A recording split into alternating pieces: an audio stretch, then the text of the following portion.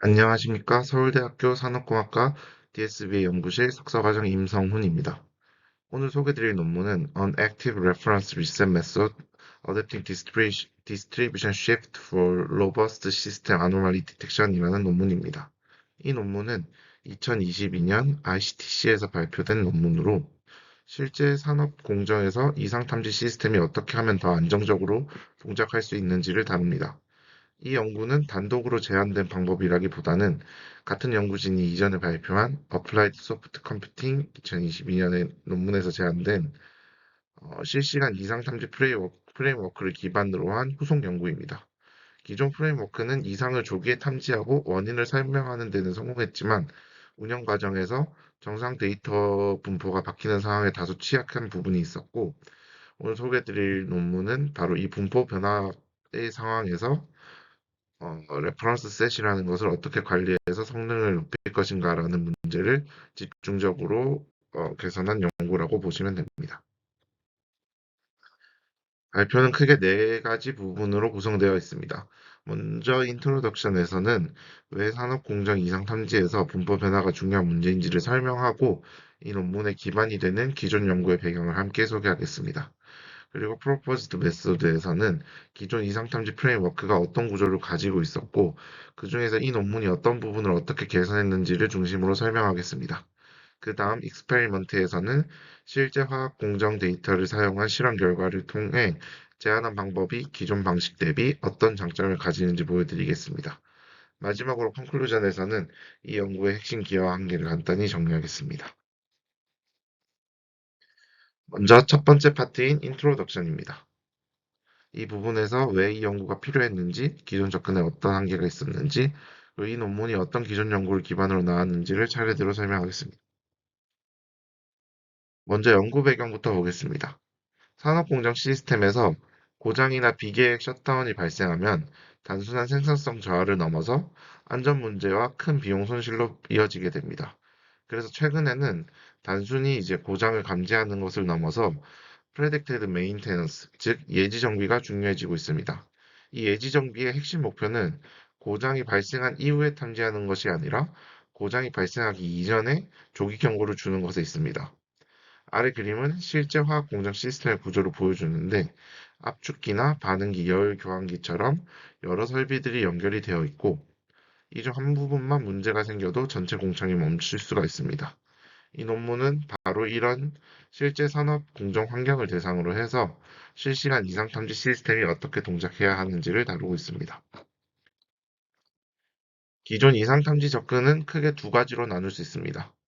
첫 번째는 도메인 지식 기반으로 한 방법입니다. 전문가가 경험에 기반을 해서 규칙을 정의하는 방식이 있는데 이는 전문가의 의존도가 매우 높고 시스템이 커질수록 확장성이 떨어진다는 한계가 있습니다. 네, 두 번째는 이제 데이터를 기반으로 한 방법인데 통계나 머신러닝 모델들을 활용해서 이상을 탐지하는 방식입니다. 이제 이 표는 기존의 연구들을 정리한 표인데 보시면 이제 슈퍼바이즈드 방법들은 이상 데이터가 필요하기 때문에 현실 적용이 어렵고 언슈퍼바이즈드 접근 방법들은 정상 데이터만 사용할 수 있다는 장점은 있지만 대부분이 현재 상태가 정상인가 이상인가를 판단하는 데만 집중합니다. 즉 이제 predicted maintenance 예지 보정 관점에서는 가장 중요한 언제 대응해야 하는가라는 질문에 충분히 답하지 못한다라는 기존 접근법들의 한계가 있습니다. 그래서 이런 한계를 해결하기 위해서 등장한 것이 지금부터 소개할 선행 연구입니다. 어, 그 이번 슬라이드에서는 이 논문의 직접적인 기반 연구인 Applied Soft Computing 2022년 논문의 프레임워크입니다. 이 연구에서는 설명 가능한 실시간 이상 탐지 프레임워크를 제안했습니다. 그림에서 왼쪽은 과거 데이터를 활용해서 어떤 이상 탐지 모델이 가장 적합한지를 선정하는 단계이고, 오른쪽이 이제 실제 운영 중에 돌아가는 실시간 아노말리 디텍션 프레임워크입니다. 이 구조의 핵심 목표는 세 가지가 있는데요. 먼저 첫째, 정상 데이터만 사용하고 둘째, 셧다운을 사전에 예측을 한다. 그리고 셋째, 이상이 발생했을 때 어떤 센서가 원인인지를 설명한다에 있습니다. 이제 이 프레임워크가 실제로 어떤 입력을 받아서 무엇을 계산하는지부터 하나씩 살펴보도록 하겠습니다. 먼저 이 프레임워크의 입력은 매 시점마다 관측되는 다별량 센서 데이터입니다. 수식으로 쓰면은 한 시점의 입력이 다음과 같은 이제 벡터의 형태로 나타나게 되고요. 이제 오른쪽 표를 보면은 실제로 사용된 센서들이 나와 있습니다. 뭐 압력이라든지 전류, 온도, 변이 등 31개의 센서가 존재하고 이 벡터 하나가 현재 공정 상태를 요약해서 나타내는 것을 알 수 있습니다. 결국 이 프레임워크의 목표는 어, 이 XT라는 입력이 정상 상태 분포에서 얼마나 벗어났는지를 수치로 표현하는 것에 있습니다.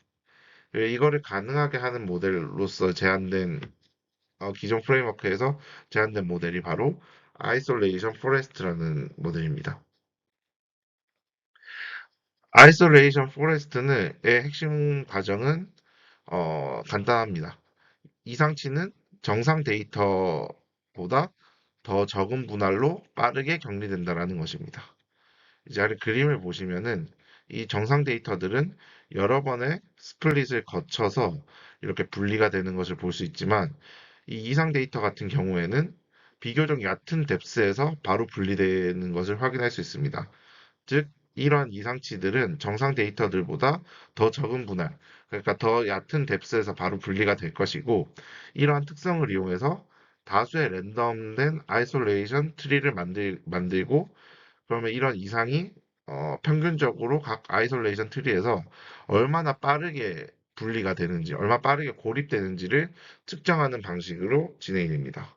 그럼 이제 이 개념을 이제 어떻게 수치하는지를 다음 슬라이드에서 확인을 해보면 이제 각 트리에서 입력 XT가 리프 노드에 도달하기까지의 분할 횟수가 되는 패스 랭스를 계산합니다. 그러니까 이 값을 여러 트리에 대해서 평균을 내주고 이를 기반으로 해서 다음과 같은 수식을 통해 아노말리 스코어를 계산하게 됩니다. 이 스코어의 범위는 0에서 1 사이 값으로 정교화가 되게 되고 값이 클수록 즉 더 빨리 고립된다는 의미가 되고 이는 정산 분포에서 멀어진다라는 의미로 표현이 되게 됩니다. 그래서 이제 이 점수를 실시간으로 사용해서 이상을 탐지하게 되는데 이제 이 그림은 아노말리 스코어가 시간에 따라 어떻게 변하는지를 보여줍니다. 보시면 이제 정상 구간에서는 스코어가 낮게 유지되다가 셧다운이 가까워질수록 이제 점점 상승하는 패턴을 확인할 수 있습니다. 다만 이제 단위 실점에서는 스코어가 튀는 경우 이제 이런 스파이크성 노이즈가 나타날 수 있기 때문에 어, 이 아노말리 스코어가 스레스홀드를 넘으면 이상으로 탐지하는데 스코어가 20회 연속으로 스레스홀드를 초과할 때만 알람을 발생시키게 해서 펄스 알람을 줄이고 이 단위 스파이크 노이즈를 제거하는 방식으로 작동을 하게 됩니다. 네, 여기서 중요한 것은 이상 발생 유무를 확인하는 것만으로 예지 보전에 충분한가라는 의문을 가질 수 있습니다. 이제 앞에서 본 아노말리 스코어는 현재 상태가 이상인지 아닌지를 알려주는 데에는 충분하지만 왜 이상인지에 대해서는 정보가 전혀 제공되지 않습니다. 하지만 실제 현장에서는 알람이 울린 뒤에 가장 중요한 질문이 어떤 센서가 문제였고 그래서 어떤 조치를 취해야 하는가에 있기 때문에 이상을 탐지하는 것만큼 왜 이상인지에 대한 정보를 파악하는 것도 매우 중요합니다. 왼쪽 그림은 이제 간단한 이제 트리 모델의 예시인데 입력 데이터가 하나가 들어오게 되면은 루트 노드에서 시작해서 여러 조건을 거쳐서 이제 하나의 리프 노드로 내려가게 되는데 이때 중요한 점이 각 분기가 그러니까 각 스플릿이 특정 피처에 의해서 이루어진다라는 것에 있습니다. 그러니까 이러한 최종 예측 값들은 어떤 피처들이 순서대로 사용되었는가에 의해서 만들어진 결과라고 볼 수 있습니다. 여기서 우리는 이제 샤프라는 변수별로 기어도를 분해하는 방법을 사용하는데 샤프가 던지는 질문은 아주 명확합니다. 만약에 이 피처가 없었다면은 모델의 출력은 얼마나 달라졌을까? 이 질문을 모든 피처에 대해서 공정하게 계산한 쉐이플리 밸류를 통해서 각 피처들이 가지는 기여도를 판단하게 됩니다. 트리샤프는 어, 아, 이 기존 프레임워크에서는 트리샤프라는 모델을 사용했습니다. 트리샤프는 이제 이 질문을 트리 구조를 직접 활용해서 계산을 합니다. 특정 피처의 특정 피처가 어떤 데이터를 나누는 스플릿에 사용이 되었을 때 그 스플릿 값이 그러면은 예측 값을 얼마나 바꿨는가를 가능한 모든 경로의 조합에 대해서 평균적으로 계산합니다. 어, 그래서 이를 통해서 변수별로 각 변수들이 이 데이터들을 구분하는데 얼마나 중요한 역할을 했는가를 알 수 있게 되고, 정리하면은 아이솔레이션 포레스트라는 모델은 얼마나 이상한가를 하나의 스코어로 알려주게 되고, 트리샵은 그 스코어를 어떤 변수들이 얼마나 기여해서 만들어졌는지로 다시 분해해 주는 것으로 파악할 수 있습니다. 그래서 이 프레임워크는 아노말리 스코어는 탐지, 그리고 샵은 이제 진단 역할을 맡게 됩니다. 실제로 이제 실제 데이터에서 이 샵이 어떻게 활용된 있는지를 예시로 볼 수 있는데, 이제 오른쪽에 보이는 이 그래프들은 각각의 계획되지 않은 셧다운에 대해서 변수별로 평균적인 그 샤프의 값을 나타내는 것입니다. 여기서 중요한 점은 이 샤프 값이 알람이 발생한 이후에 이상 구간에서만 계산이 된다는 점입니다. 그 정상 구간 전체를 설명하려는 것이 아니라 이번 알람을 만든 원인에만 집중을 해서 각 변수에 대해서 시간에 따른 샤프 값을 먼저 계산하고 이를 시간 평균을 낸 다음에 그러면 이번 셧다운에서 어떤 변수가 가장 크게 기여했는지를 정리하는 것입니다. 이제 이 아래 테이블을 보면은 어, 첫 번째 셧다운에서는 어, 27번 변수가 가장 큰 기여를 했고 두 번째 셧다운에는 18번 변수가 가장 큰 역할을 그리고 세 번째 셧다운에서는 29번 변수가 가장 큰 영향을 준 것으로 나타납니다.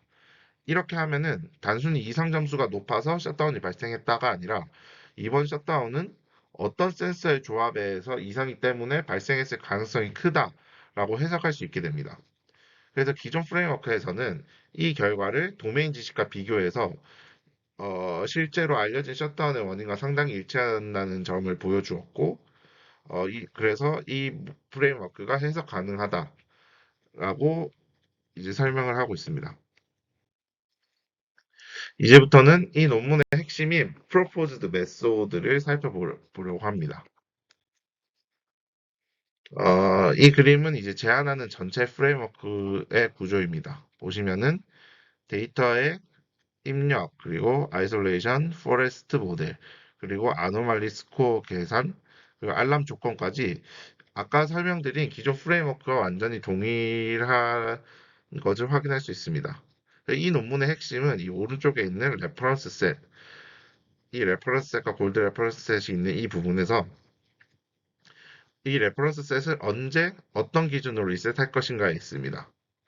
그래서 운영 로직 관점에서 어, 이상 탐지의 퍼포먼스를 개선하는 연구라고 볼 수 있습니다. 먼저 이 레퍼런스 셋이 정확하게 무엇이고 왜 이 두 종류가 필요한지부터 설명하고 넘어가겠습니다. 앞에서 이제 아노말리 스코어는 아이솔레이션 포레스트라는 이상 탐지 모델이 정상 데이터 분포를 기준으로 계산된다라고 말씀을 드렸습니다. 그래서 여기서 중요한 거는 그러면 그 정상 분포라는 거는 무엇으로 정의하느냐에 있는데 이 논문에서는 그 기준을 레퍼런스 셋으로 둡니다. 레퍼런스 셋은 최근 정상 데이터로 구성된 슬라이딩 윈도우로 구성되어 있고 과거의 오래된 정상 데이터가 아니라 현재 시점의 정상적인 데이터의 분포를 대표합니다. 아이솔레이션 포레스트라는 모델은 이 레퍼런스 셋으로 계속 재학습되면서 새로운 입력이 이 정상 기준에서 얼마나 벗어났는지를 아노말리 스코어로 계산합니다. 그런데 이제 시스템의 초기나 재가동한 직후에는 정상 데이터가 충분하지는 않기 때문에 이 골든 레퍼런스 셋이라는 여러 정상 구간에서 미리 수집한 이 레퍼런스 셋을 기반으로 모델을 먼저 안정화시키게 됩니다. 운영이 계속 진행이 되게 되면은 이제 관측되는 정상 데이터들이 점점 쌓이게 될 것이고, 그러면은 점점 쌓여가는 정상 데이터들이 골든 레퍼런스 셋을 대체하게 되는 과정을 거쳐서 레퍼런스 셋이 구성이 되게 됩니다. 여기서 리셋이 뭐냐고 하면은 레퍼런스 셋을 초기화해서 다시 정상 기준을 잡는 절차라고 할 수 있습니다. 운영 중에 알람이 한번 울리게 되면은 모델이 쓰는 정상 기준이 한동안 불안정해질 수 있기 때문에 특정 조건에서 이 레퍼런스 셋을 한번 리셋해서 시스템을 다시 안정적인 상태로 되돌리는 과정이 필요합니다. 문제는 리셋이 필요하냐가 아니라 언제 어떤 기준으로 이 레퍼런스 셋을 리셋할 거냐에 있습니다. 다음 슬라이드에서 이제 기존 프레임워크가 사용했던 패시브 리셋이라는 기준이 실제 운영에서 어떤 문제를 만들었는지 확인할 수 있습니다. 어, 이제 앞에서 레퍼런스 셋이 정상 분포를 정의하는 기준이라고 설명을 드렸는데, 기존의 프레임워크에서는 이 레퍼런스 셋을 리셋할 때 패시브 룰을 사용했습니다. 이제 아래 그림을 보시면은 셧다운이 발생한 이후에 시스템은 정상적으로 돌아왔는데도 불구하고 이 아노말리 스코어가 계속해서 이 빨간선인 스레스홀드를 넘고 있는 것을 확인할 수 있습니다. 즉, 이제 정상 상태임에도 불구하고 펄스 알람이 장시간 지속되는 것을 확인할 수 있습니다. 이러한 이유가 발생하는 이유는 기존의 방식이 정상 데이터가 몇 번 연속 들어왔는지만 보고 정상 데이터의 분포가 실제로 바꾸었는지는 보지 않, 않고 리셋을 했기 때문이라고 해석할 수 있습니다. 그래서 리셋 기준을 분포의 관점에서 다시 정의할 필요가 있습니다. 어, 이 슬라이드는 이 논문에서 제안하는 액티브 레퍼런스 리셋의 핵심 아이디어입니다. 먼저 레퍼런스 셋에서 각 변수의 평균과 이제 표준 편차를 계산합니다. 그리고 새로운 입력이 들어오게 되면은 각 변수의 값이 이 평균을 기준으로 플러스 마이너스 3 시그마의 범위를 벗어났는지를 확인합니다. 이제 중요한 점은 한두 개의 변수가 아니라 전체 변수 중에 이제 몇 퍼센트가 이 범위를 벗어났는지를 확인합니다. 이 비율이 만약에 40%를 넘어가게 되면은 정상 분포가 바뀌었다라고 판단을 하게 되고 레퍼런스 셋을 리셋하게 됩니다. 이 방식 덕분에 이제 뭐 셧다운이 발생하고서 데이터의 분포가 변화하더라도 적응할 수 있게 되고, 만약에 스레스홀드 값이 바뀌게 되더라도 안정적으로 동작할 수 있는 기준이 되게 됩니다.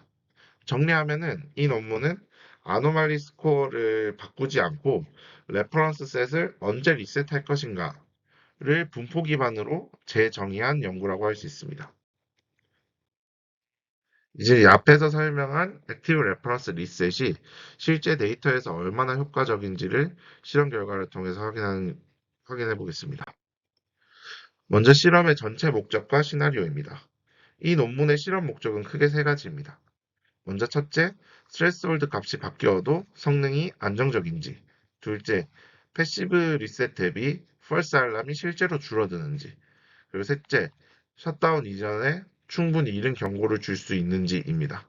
이를 위해서 이제 화학 공정 데이터를 활용하였고, 실제 공정과 동일하게 단위 시간 단위로 데이터가 들어오는 온라인 시나리오로 실험을 수행했으며, 데이터는 약 31개 센서에서부터 31개 센서의 약 3년치 데이터를 가지고 진행을 했고, 계획 셧다운이 6회, 그리고 계획되지 않은 셧다운 5회를 포함하고 있습니다. 먼저 정량적인 성능 비교 결과부터 확인해 보면, 패시브 리셋과 액티브 리셋을 펄스 알람 비율과 디텍션 비율로 비교한 결과입니다. 스트레스홀드 값은 0.625, 0.65, 0.675 세 가지를 사용해서 스트레스홀드 변화에 대한 로버스트니스도 확인하였습니다. 이제 액티브 레퍼런스 셋과 리셋을 보시게 되면은 모든 스트레스홀드에 대해서 디텍션 레이티오는 99% 이상으로 유지되는 것을 확인할 수 있었고, 동시에 이 false alarm 레이티오에 대해서 패시브 리셋 대비 현저하게 감소한 것을 확인할 수 있었습니다. 즉, 이 탐지 성능을 희생하지 않으면서도 false alarm을 이 알람만 줄였다는 것이 핵심 결과가 됩니다. 이 차이가 실제 아노말리 스코어의 거동에서 어떻게 나타나는지 시각적으로 확인해 보게 되면 이 이제 동일한 데이터 그리고 동일한 스레스홀드 조건에서 리셋 방식만 다르게 적용한 결과입니다. 위쪽은 이제 패시브 리셋으로 셧다운이 발생한 이후에도 아노말리 스코어가 계속해서 스레스홀드를 초과하면서 펄스 알람이 반복되는 모습을 볼 수 있는데 아래쪽에 있는 액티브 리셋 결과를 보시게 되면은 리셋 이후에 아노말리 스코어가 안정적으로 유지가 되면서 정상 구간에서는 다시 스레스홀드 아래로 아노말리 스코어가 유지되는 것을 확인할 수 있습니다. 즉, 모델의 성능에 문제가 있었다는 게 아니라 레퍼런스 셋의 관리 방식에 의해서 이 이상 탐지 알람의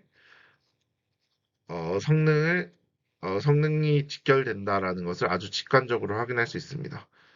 네, 마지막으로 이제 이 방법이 셧다운은 또 얼마나 일찍 예측할 수 있었는지를 확인해 보게 되면 실제 셧다운 시작 시점 대비 얼마나 먼저 알람이 발생했는지 정리된 결과를 보면은 먼저 이제 계획되지 않은 셧다운 결과에 대해서 대부분이 이제 수십 분에서 수백 분 이전에 알람이 발생한 것을 확인할 수 있고 계획된 셧다운에서도 비슷한 경향을 보이게 되고 특히 스레스홀드 값이 달라진다 하더라도 비교적으로 안정적인 조기 경고 성능을 유지하는 것을 확인할 수 있었습니다. 즉, 제안한 방법은 계획되지 않은 셧다운 상황에서도 실질적인 대응 시간을 제공할 수 있다라는 결론을 얻을 수 있습니다. 그래서 액티브 레퍼런스 리셋을 사용한 방법이 이상 탐지의 성능을 유지하면서도 펄스 알람을 줄이고 셧다운 이전의 조기 경고까지 안정적으로 제공하였습니다. 마지막으로 내용을 간단히 정리하고 발표를 마무리하도록 하겠습니다. 먼저 선행 연구에서는 정상 데이터만 사용해서 실시간 이상 탐지가 가능하고 샤프라는 변수를 통해서 이상의 원인까지 설명할 수 있는 Explainable Anomaly Detection Framework를 제시하였습니다. 즉 이상인가 뿐만 아니라 왜 이상인가까지 답할 수 있는 구조를 만든 것까지가 기존 프레임워크의 핵심 기여였고 이제 오늘 소개한 ICTC의 논문에서는 이 프레임워크를 그대로 계승하면서도 실제 운영 환경에서 발생하는 문제를 다루었습니다. 특히 셧다운 이후에 정상 데이터 분포가 바뀌는 상황에서 기존의 패시브 리셋이 가진 한계를 지적하고 레퍼런스 셋 리셋을 분포를 인식하는 방식으로 개선을 하였습니다. 그래서 이 논문의 핵심 기여는 모델의 구조나 아노말리 스코어를 바꾼 것이 아니라 레퍼런스 셋을 언제 어떻게 리셋할 것인가 운영 로직을 개선함으로써 전체적인 퍼포먼스의 개선까지 이루어냈다라는 점에 있습니다. 그 결과 디텍션 성능을 유지하면서 false 알람은 줄이고 셧다운 이전 조기 경고까지 안정적으로 제공할 수 있었다는 것이 핵심 기여라고 할 수 있습니다. 이 논문은 새로운 이상 탐지 모델을 제안한 연구라기보다는 기존 모델이 실제 현장에서 끝까지 동작하게 만드는 방법을 제안한 연구라고 볼 수 있을 것 같습니다. 이상으로 발표 마치겠습니다. 감사합니다.